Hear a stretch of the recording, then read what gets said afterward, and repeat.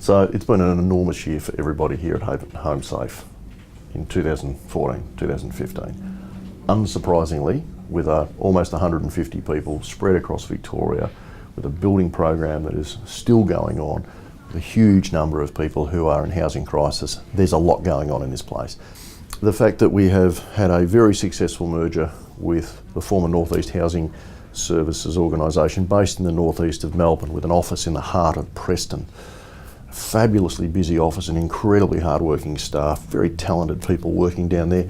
And with most mergers, as everybody knows, it's all sweetness and light, it's all sunshine, May pony rides, and then the merger comes together and you cut out the back room and strip everything out. Interestingly, we've not done that. Interestingly, what we've done is we actually increased the staffing down at North East. We found jobs for the people who would traditionally perhaps have been at risk in a merger. We've started a new National Rental Affordability Scheme compliance business. Boy, doesn't that sound like a mouthful. Basically, we're managing other people's compliance for a Commonwealth program. But it's a business that we acquired and it's a business that we're growing, and it's a really important revenue stream for us. And it's kept people in their location, which is really powerful. When we have an external accrediting agency roll through our organisation, and naturally, of course, they tick off everything. We know we do a good job here. It's lovely to see someone else independently notices that. But when they come in and they don't pick a difference in the culture and they say the customer service at Haven Home Safe is unlike any, in a very positive way I might add, unlike any they've experienced in 15 years of accrediting, that tells us we've got it right. It tells us we've got a match of cultures. It tells us we've got the best of both worlds. I'm incredibly pleased about that. We've brought a new executive into our executive team, Halei Home, very, very experienced executive.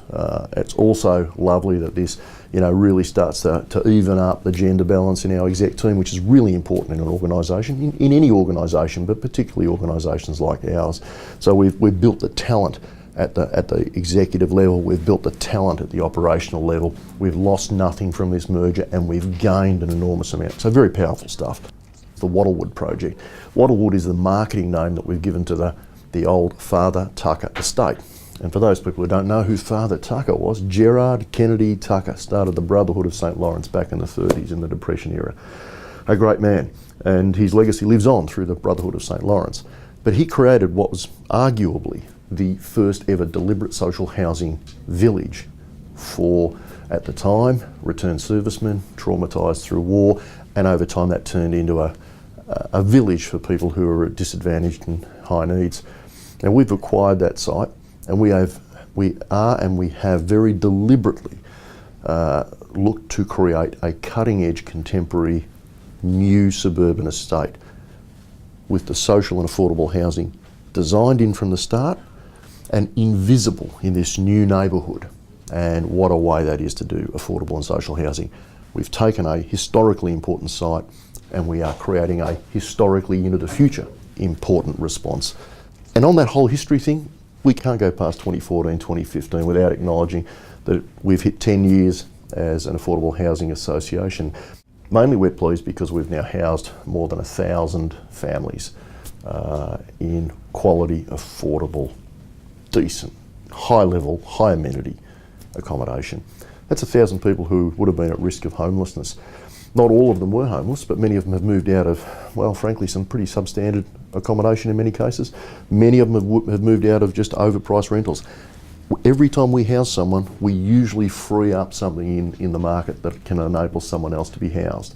And we also can't go past the fact that we have worked with thousands of people across all of our catchments this year. We know that if we weren't here and there was no one else doing what we do, that the streets of most of the towns we operate in would have a lot more homeless people sleeping in people's doorways. And nobody wants that. We're the wealthiest country on the face of the planet per capita. There's no reason for homelessness in this country. One of the things we said goodbye to this year was our Meminar program up in Mildura, a specific Indigenous women's refuge.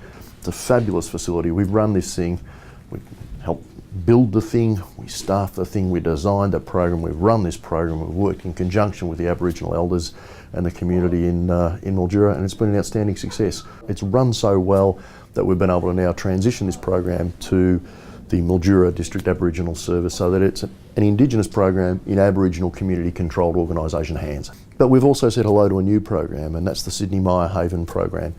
It's a fabulous program, incredibly innovative. It's got a social curriculum attached to the homeless people who'll be there longer in our transitional style accommodation than we would normally have. It's a cluster unit, it's a gated community, it has on-site staff 24/7, and this fabulous social curriculum that works at every level to help people change the trajectory of their lives, because one of the things we know in our work is we deal with people who are multiply and often compoundingly disadvantaged, and you can't just say, here's a house. You can't just say, you can apply for a job. We're talking about people who have so many complex areas of disadvantage that apply to them, that we need to design a program that matches that at the level they're at the time that they're at that level, and helps people work their way into a different trajectory. No one wants to spend their life on welfare.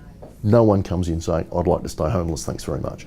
What we've got to do is try and find ways that we can put our resources against those people's needs and together march them forward and change the trajectory of their life.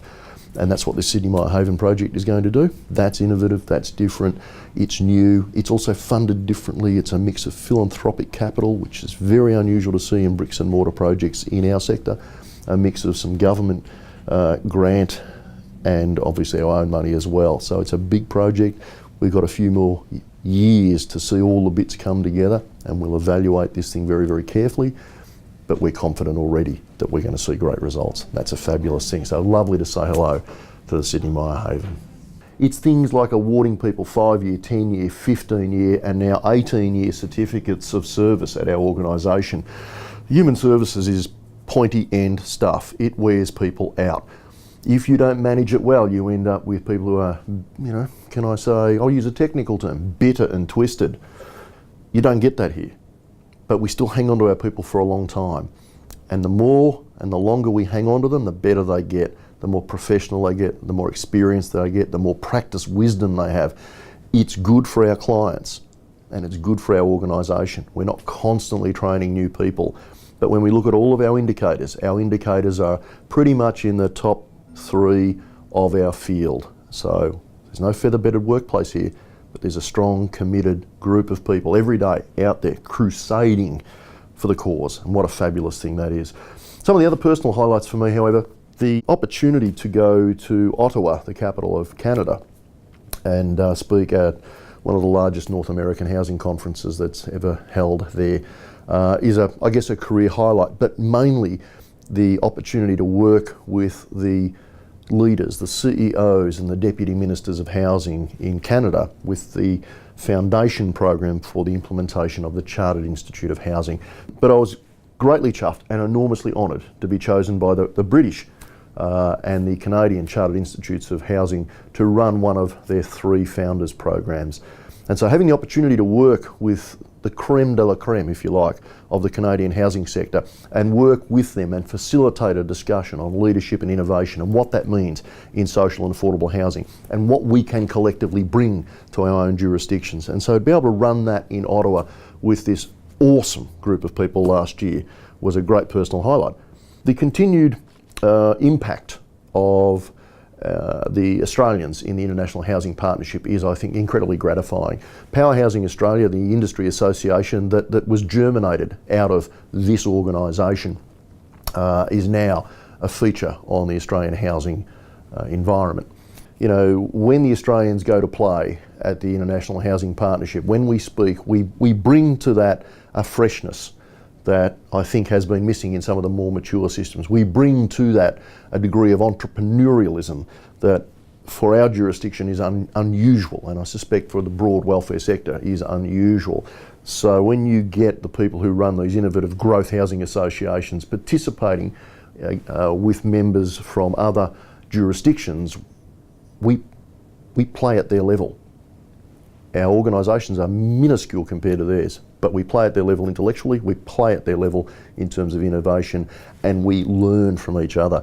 And we've seen now some of the innovations that I think Haven Home Safe can probably take some small credit in, things like the Thinker in Residence, things like the concierge program, the way we go about our business. We've seen some elements of that now transferring into other jurisdictions, which is enormously gratifying, and it says something about a small, innovative housing association and homelessness organisation joining together as an integrated housing and homelessness organisation on, frankly, the wrong side of the divide in rural and regional Victoria, that's actually playing out there on the international stage doing great things. And that's testament to the combined intellect and innovation of the people who work here. We're an extraordinarily lucky NGO in that the tension that is common in many of these organisations is not a feature here. Where we have tension in our organisation, if you like, between the board, the management team and the executive and the staff, is often in the amount of stuff we want to get done. It's not about trying to get things done. We're very fortunate with an incredibly engaged board and an incredibly engaged staffing group and an incredibly now refreshed executive team, that we've got a group of people all marching in the same direction, all marching towards the same goals. We've got the opportunity now, as we do when boards refresh themselves with new board directors, and we've had a couple over the last couple of years, and new chairs, and we've of course got a new chair with Sue Clark. And so there's always a constant process of refreshing of ideas, the finessing of strategy, and the clarity that comes with a board that is highly engaged. So we have seen over the last 12 months two things I think of note. One, we've seen the board break down into more detail where they think their best endeavours lie in terms of their governance of the organisation. So we've seen an increased focus on our corporate strategy and governance with a new subcommittee there. We've seen a refresh of our risk committee, and we've seen I think generally a much higher level of activity at a board level, which has been tremendously gratifying for me.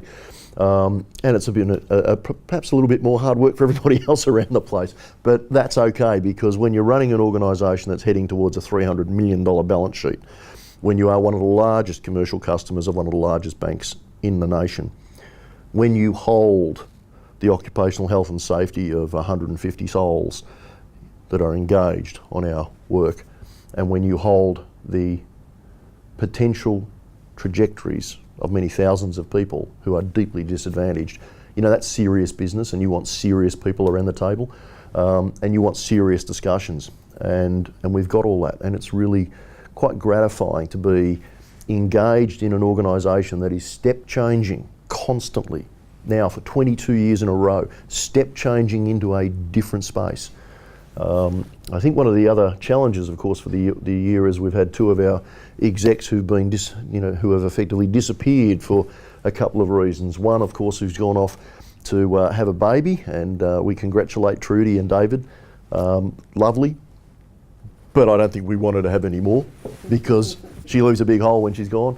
And of course, Hale Home, who was seconded to work for the United Nations on the post-millennium development goals, and the subset, I think, there is seconded to go and herd the cats into agreement. And so it was a great personal joy that coincidentally I happened to be in New York when Ban Ki-moon, the Secretary General of the United Nations, released the post-millennium development goals, the things that will guide nations into how we make the world a better place, particularly for poor and disadvantaged people, over the next 20 or 30 years. And I think it was kind of nice to just see how the really important work that one of our executive team has contributed to that. And I think that's an indication that the work we do here at Haven Home Safe, it pans out in many different areas. So it's been an extraordinary year, and I think we're probably looking forward to another extraordinary year as well. We can see on the horizon the machination of machinery of government change. We can see on the horizon the likely challenges that will confront organisations like ours, and I think we can see some opportunities there as well. And if those desires from government to wreak efficiencies and the opportunities for us as an organisation to extend our model point in the direction of helping more people change the trajectory of their life in a more positive fashion, then we are very happy with that.